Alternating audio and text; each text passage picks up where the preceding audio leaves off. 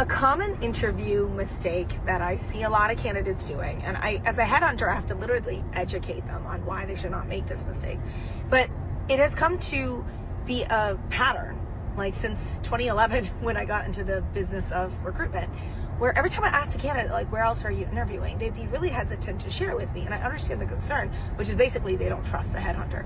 But realistically, when you are working with a competent, reliable, trustworthy headhunter, it really does matter where the candidate has interviewed and or has applied. Reason being that mainly two things. One is submittal policies, as in when a candidate has submitted themselves to a position, we can't re-represent them, like in a period of about really 12 months. That's the industry standard, because as recruiters, I don't know if you know this, most people don't, there's something called representation clause, where it's like, until when do you have ownership over a candidate's representation?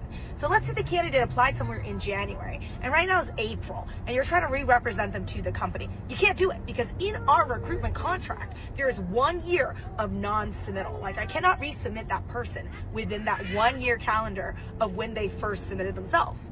So this candidate ownership thing is something like 99.9% of candidates have no idea. So that's why, as part of my process, I'm literally like, no, I actually do need to know which companies you have applied to because of this no resubmission clause. Another reason why I like to know where my candidates are interviewing at is because we want to leverage those opportunities, especially for really great candidates. When, let's say, by accident or before I got there, they have already interviewed with another company or through another recruiter even to a series of companies, then I can leverage those opportunities for my own candidate for the jobs that I'm submitting them to. For instance, if they like my client over everyone else, but they have 3 or 4 other opportunities that are currently in play before I got there, I let the client know.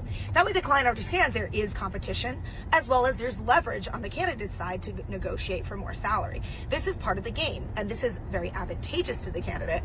That's why I explain to them, it's actually in your best interest to tell me if you're interviewing at other companies, and we can leverage those opportunities for our existing processes, and also makes you look more premium and attractive as a candidate. Does that make any sense?